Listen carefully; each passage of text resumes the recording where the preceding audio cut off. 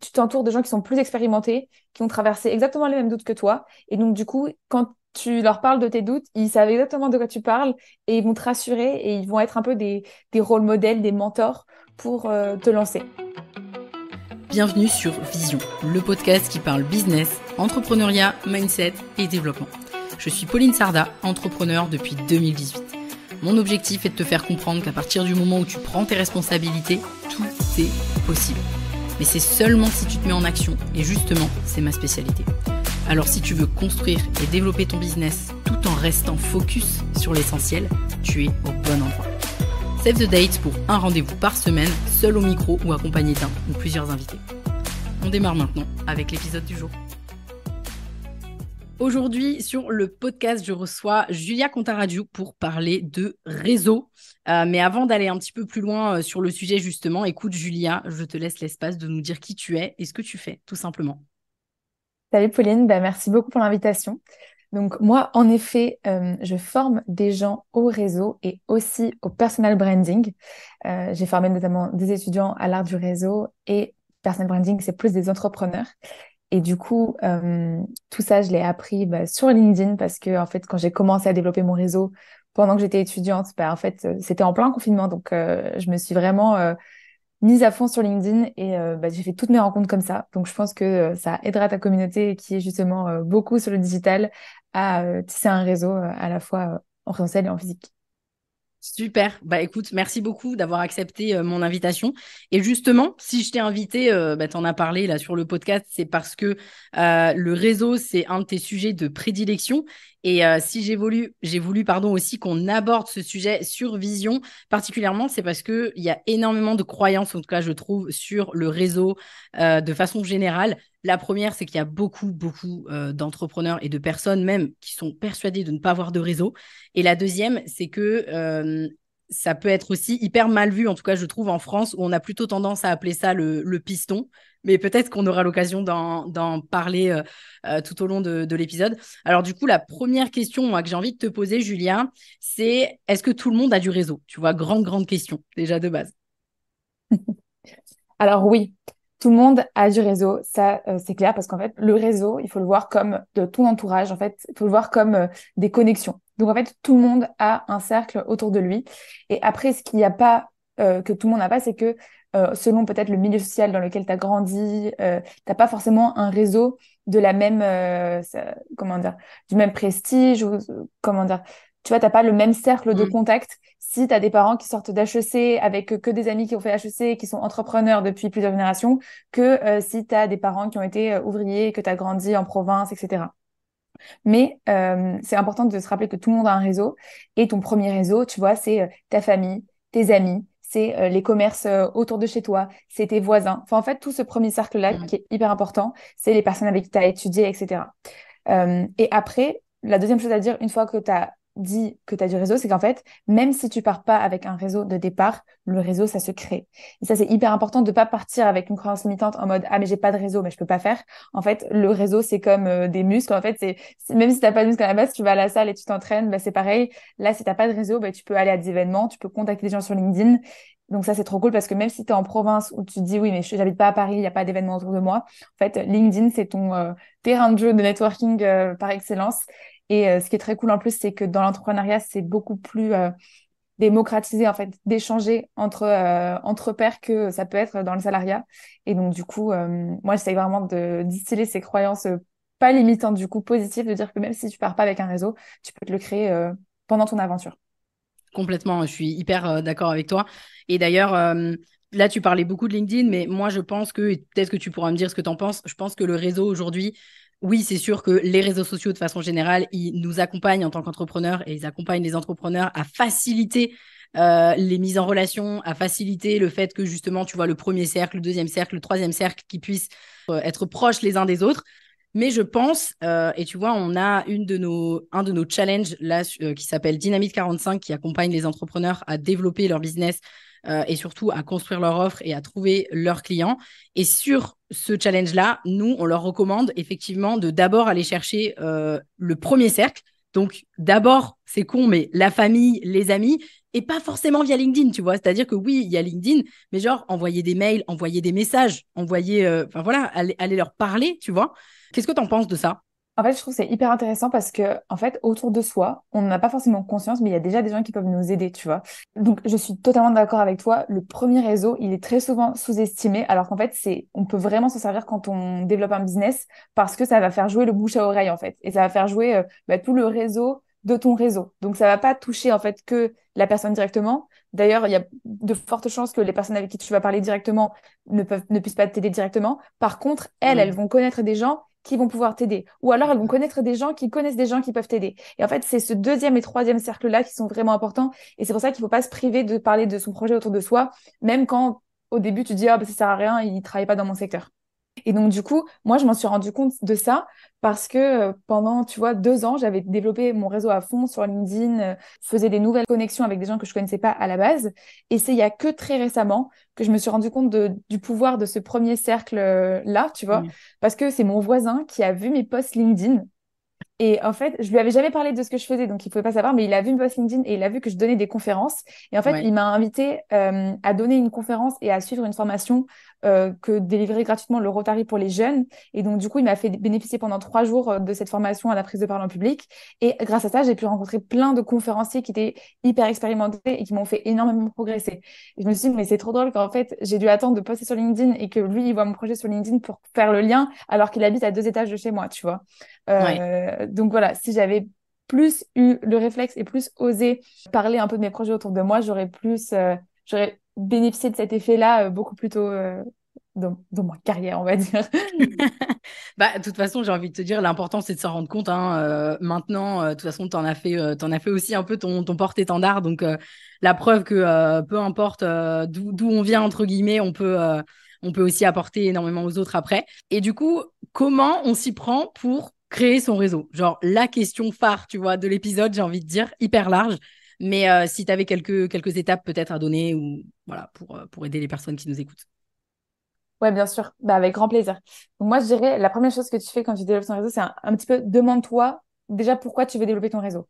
En gros, quelle est ton intention? Et je dirais d'ailleurs d'enlever le côté trouver des clients dans le réseau. Tu vois, Mm. je dirais plutôt de donner des intentions. Tu vois, pour moi, le réseau, c'est un peu trouver des mentors. En gros, des bonnes motivations à développer son réseau, c'est un peu sortir de la solitude de l'entrepreneur. C'est développer ton business, pas forcément en trouvant des clients, mais en t'entourant d'entrepreneurs aussi plus expérimentés que toi ou qui vont pouvoir t'apporter un autre regard que le tien et donc du coup avec qui tu vas grandir. Ça peut être aussi ben, juste se motiver au quotidien, tu vois, enfin, soit se challenger, soit juste se soutenir en mode, bah vas-y, on est tout seul dans nos coins, c'est hyper galère Mm. d'être tout seul, surtout quand tu es solopreneur. Donc en fait, quand tu te crées un réseau, tu te sens tout le temps accompagné. Et puis, tu vois, trouver des clients, bien sûr, c'est le l'avantage, mais je pense que c'est toujours décevant quand tu commences une démarche de réseau dans cette perspective-là. Et en fait, ça va être de la fausse prospection. Donc, genre, vaut mieux Ouais. éviter, tu vois. Première étape, du coup, définir tes objectifs. Et deuxième étape, ça va être repère. Donc, je conseille sur LinkedIn quand même parce que donc je vais faire les deux. Première étape, pour moi, c'est un peu optimiser son profil LinkedIn pour que les gens comprennent bien ce que tu fais. Et donc, du coup, aussi que ça reflète un peu qui tu es. Voilà, pas que ce que tu fais, mais aussi qui tu es, ta personnalité. Troisième étape, ça va être du coup de cibler, tu vois, faire un peu une veille sur LinkedIn et cibler avec quel type de personnes tu aurais envie d'échanger. Et ça peut être des personnes, en fait, un peu des personnes qui sont dans des business d'activités qui sont un peu similaires, avec lesquels, Mm. tu vois, tu partages des points communs et que tu vas pouvoir aider et qui vont pouvoir t'aider dans ta progression, tu vois. Donc, tu repères ces profils-là. Quatrième étape, c'est que tu leur envoies un petit message de connexion en mode, tu peux même créer une étape intermédiaire. L'étape intermédiaire, ça peut être d'interagir avec leurs posts s'ils créent du contenu, tu vois, envoyer de la force, de développer des commentaires qui sont vraiment apporter de la valeur et où tu vas créer un premier lien avec cette personne-là. Et ensuite, ça va être d'envoyer un petit message en privé sur LinkedIn à la personne pour dire j'aime beaucoup ce que tu fais, franchement, ça me parle beaucoup, on est dans des secteurs similaires.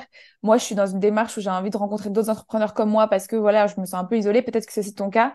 Est-ce que ça te dirait qu'on prenne 30 minutes pour échanger et t'organises une première visio comme ça? Donc ça, c'est une méthode un peu en partant de zéro, tu vois, parce que du Mm. coup, si tu as l'impression d'avoir vraiment zéro réseau, tu peux partir comme ça.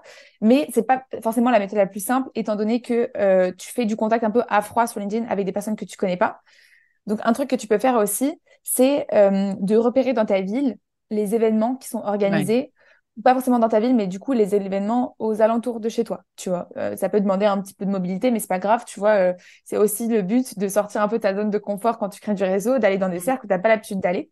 Et du coup, moi, un truc que j'aime bien faire, c'est d'aller sur les applis comme Eventbrite, donc les applis qui organisent des événements, et de regarder quels événements ils proposent autour de chez toi. Mm. Et du coup, de t'inscrire à un événement comme ça qui est organisé, ou sinon simplement taper voilà, genre événement dans ta ville, événement entrepreneur dans ta ville, et trouver qu'est-ce qui t'affiche. Faire une petite veille en fait de qu'est-ce qui existe autour de toi, quelles associations existent autour de toi, quels regroupements d'entrepreneurs, est-ce qu'il y a des cercles d'affaires qui existent, et d'assister à un premier événement et de voir en fait dans quel type d'événement tu te sens à ta place, avec qui tu arrives à créer des liens, etc. Et te challenger comme ça avec des petits événements comme ça, sans forcément des gros enjeux, mais où déjà tu vas un peu connaître mieux les acteurs qui existent autour de toi. Tu vois, et moi je pense beaucoup du coup aux gens qui habitent en province. Tu vois, moi j'ai grandi dans le sud de la France, à côté de la frontière italienne. Ça s'appelle Mhm. Menton. Quand j'étais étudiante, je suis partie de Menton en me disant, il y a pas de réseau à Menton. Si je veux développer mon activité, il faut que je monte à Paris. Et donc, du coup, je suis tout de suite montée à Paris et j'ai jamais fait l'effort de me demander, OK, il y a quoi vraiment autour de Menton? Et en fait, Mhm. le jour où j'ai commencé plus à m'intéresser, je me suis rendu compte que, tu vois, à Nice, Monaco, Roquebrune, Cap d'Aille, enfin, et même à Menton même, il y avait plein de Bien trucs, sûr, il y mais a juste forcément des choses. Mm. il y a forcément des choses, mais juste, Ouais. j'avais tellement pas envie d'y croire. C'était plus facile pour moi de me dire, vas-y, je vais aller à Paris, que j'ai même pas regardé ce qui se faisait autour de moi, tu vois. Donc, un peu faire une démarche d'enquêteur et de dire, voilà, qu'est-ce qui Mm. existe. Parfois, il y a des forums, des associations où tu peux connaître ça. Il y a des groupes du genre Jeune Chambre économique ou Rotary, où tu vois, où c'est des cercles. Et tu peux très bien rentrer en contact avec une première personne et ensuite aller à des événements qu'ils organisent régulièrement pour te créer ce premier cercle de relations. Ok, super. Merci Julia pour toutes ces précisions. Je pense qu'il y a pas mal de pistes effectivement là que tu viens de donner.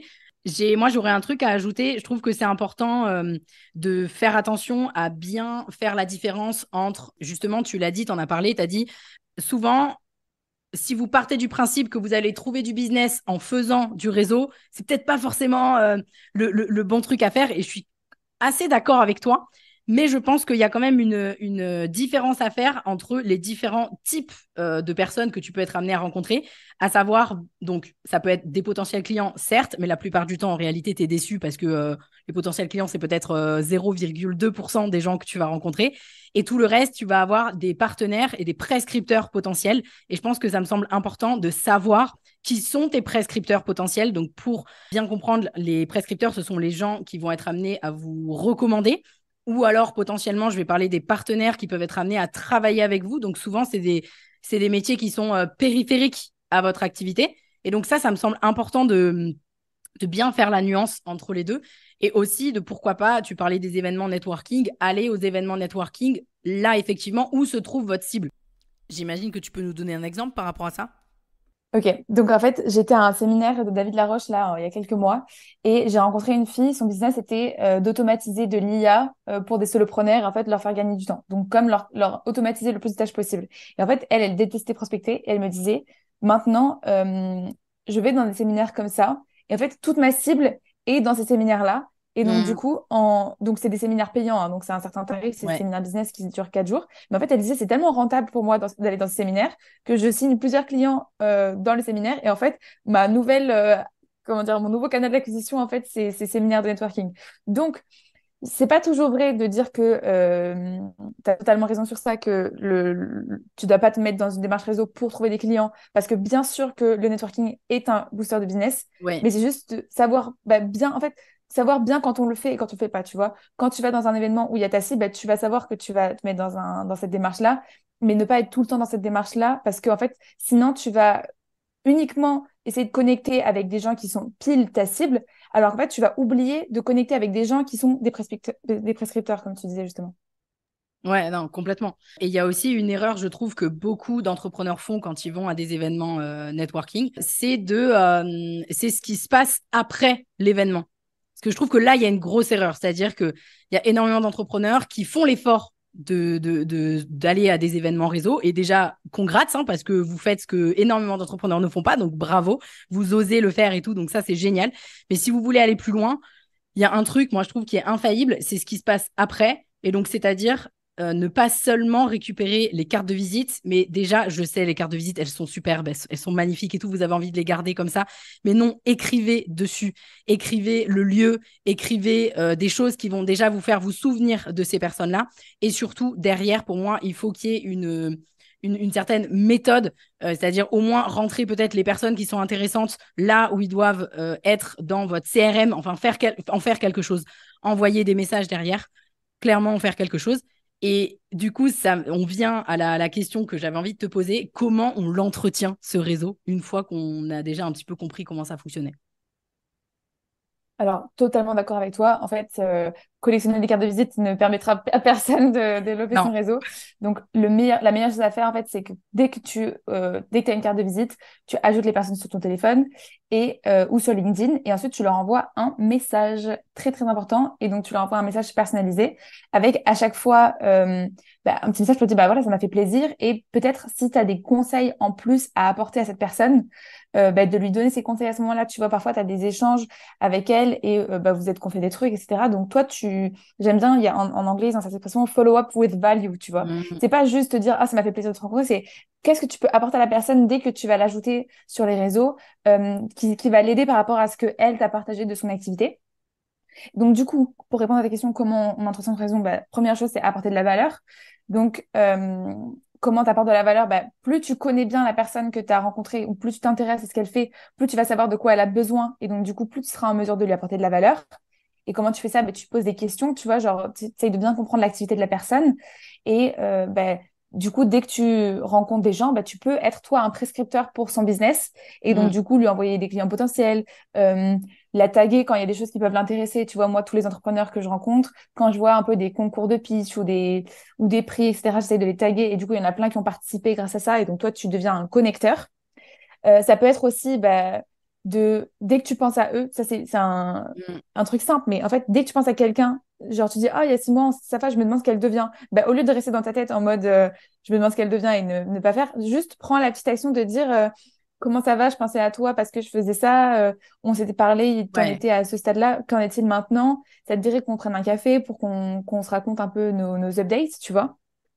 Donc ça, c'est une option aussi. Et franchement, le truc d'apporter de la valeur, pour moi, c'est un des trucs le plus puissant que tu puisses faire, tu vois. C'est tout le temps te demander comment tu peux aider cette personne et apporter de la valeur aussi souvent que possible.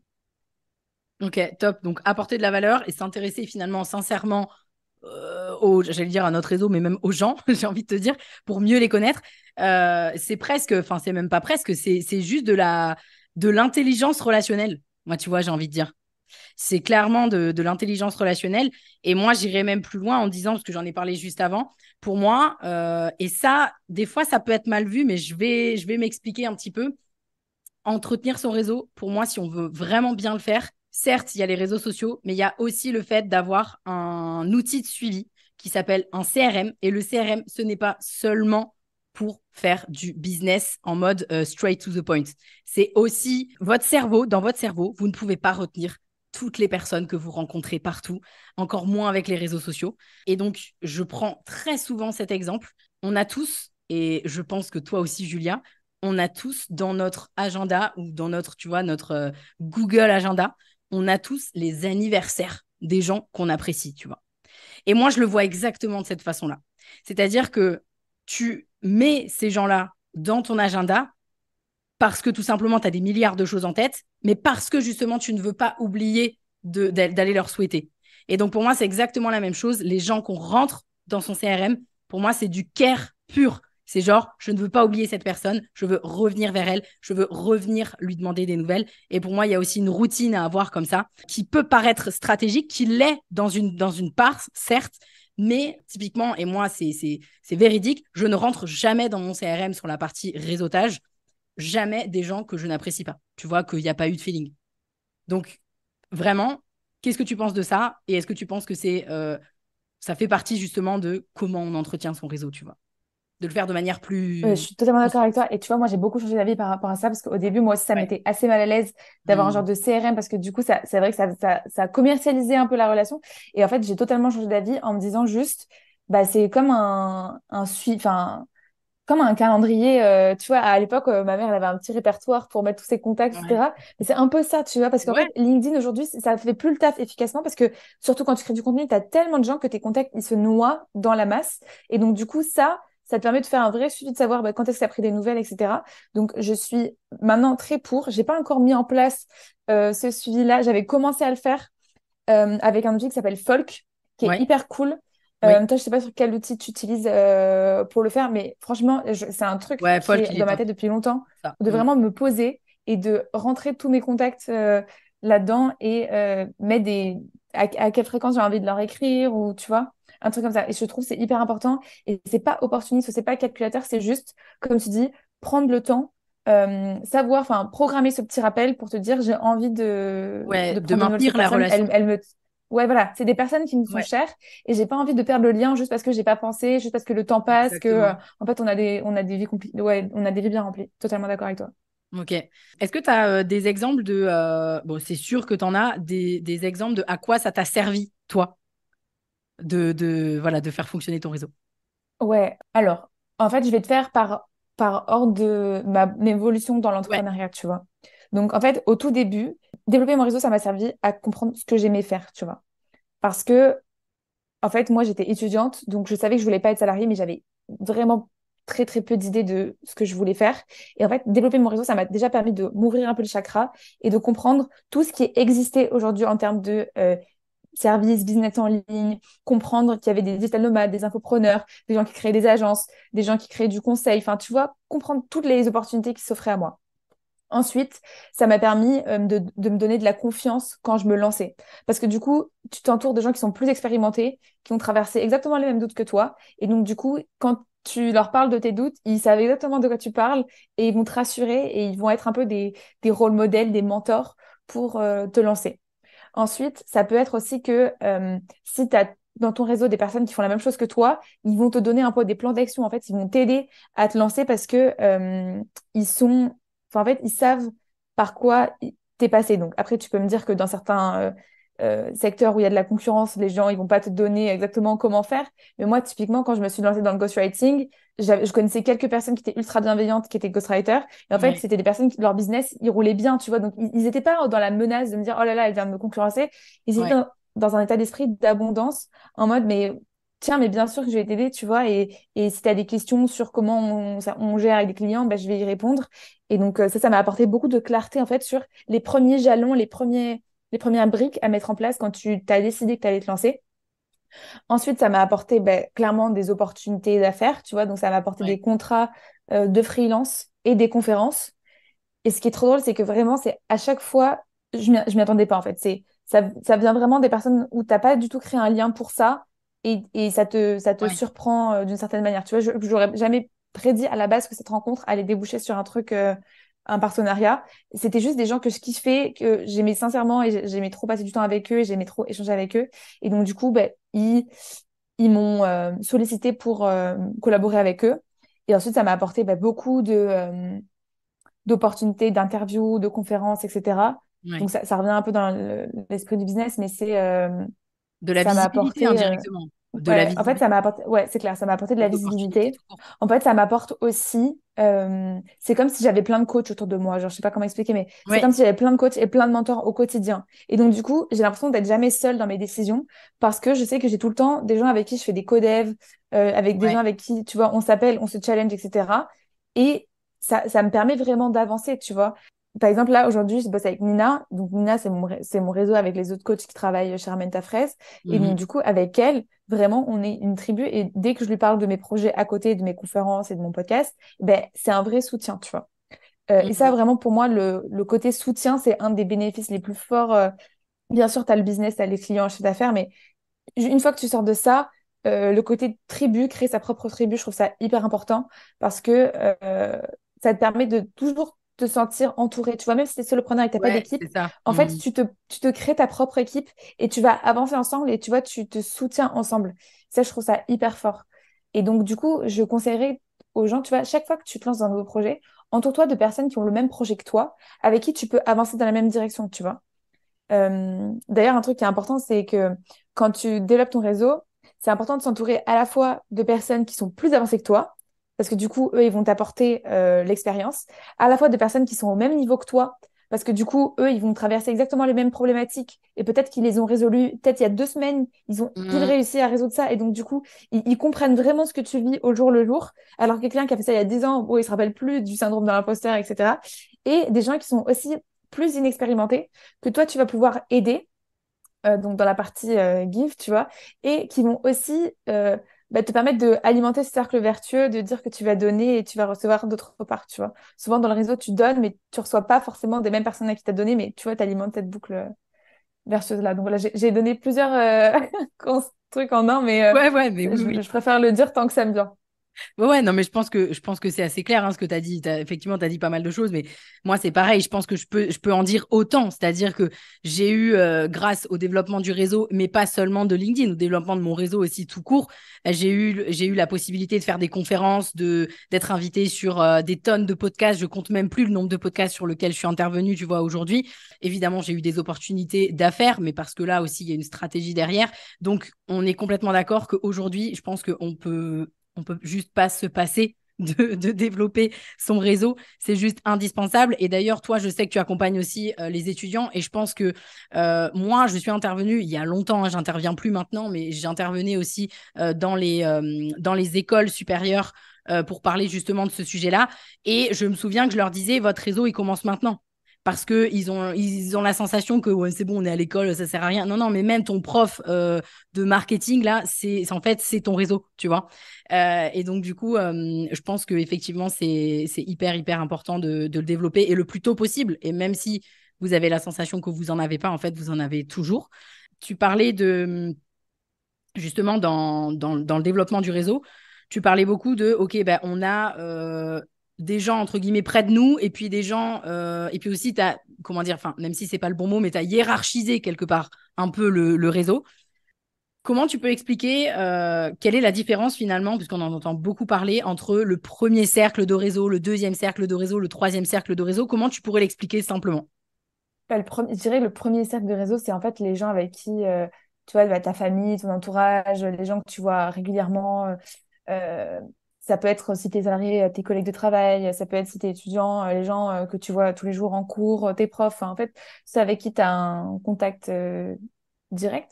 Deuxième cercle, ça peut être les personnes qui sont avec qui tu as juste une relation en commun, tu vois, mais que tu vas rencontrer via ce deuxième cercle. Donc, en fait, si te mettais en relation, admettons, ton prof va te mettre en relation avec un ami à lui, donc du coup, Mm. t'accèdes au deuxième cercle.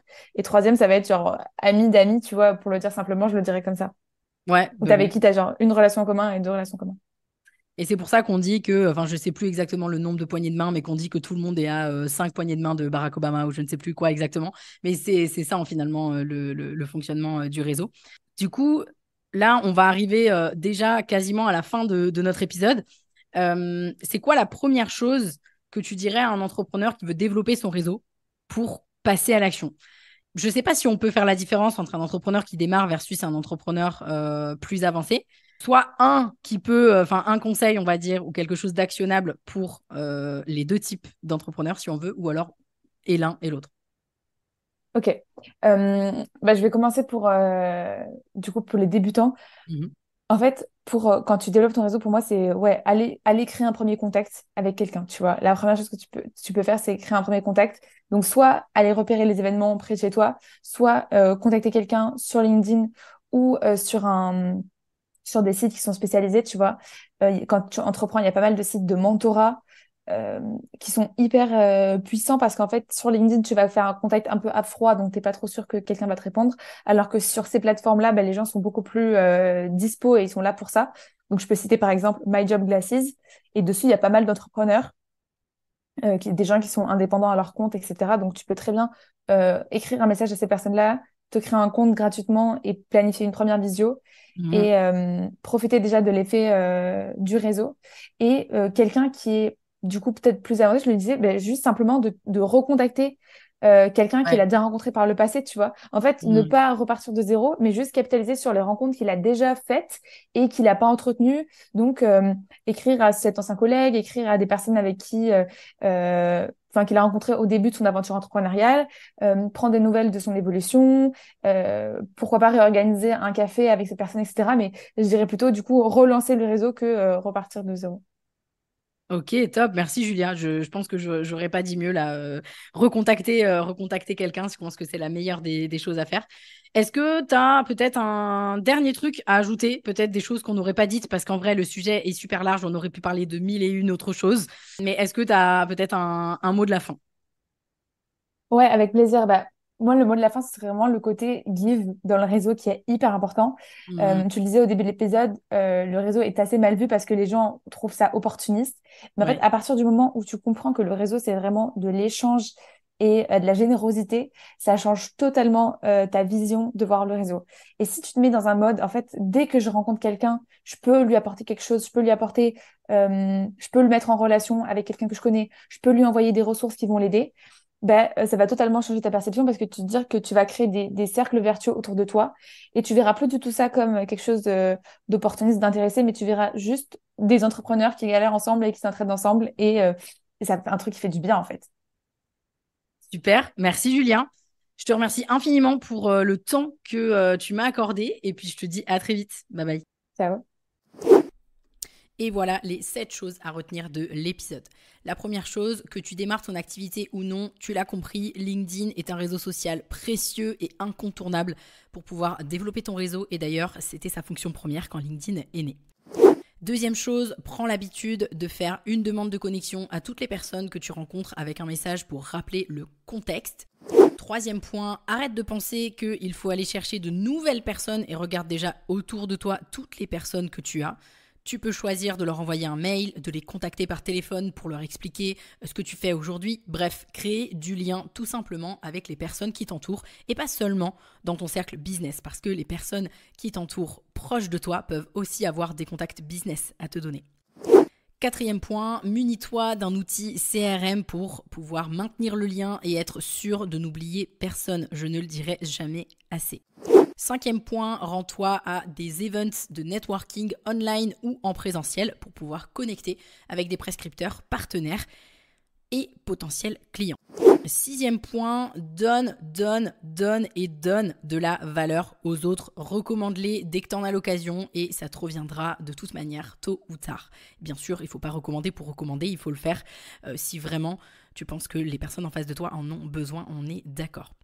Septième et dernier point qu'on n'a pas abordé d'ailleurs avec Julia, mais elle sera complètement d'accord avec moi, publie régulièrement sur les réseaux sociaux et précisément sur ton réseau social de prédilection parce que c'est une façon de rester top of mind et que ton réseau ne t'oublie pas. C'est finalement une manière de rester toujours dans le paysage. J'espère que cet épisode t'a plu et je te dis au prochain épisode. Bye bye. Merci à toi d'avoir suivi cet épisode. Si tu l'as apprécié, je t'invite à me laisser un avis 5 étoiles sur la plateforme d'écoute sur laquelle tu te trouves ou mieux encore, à le partager à quelqu'un de ton entourage qui aurait selon toi besoin de l'écouter.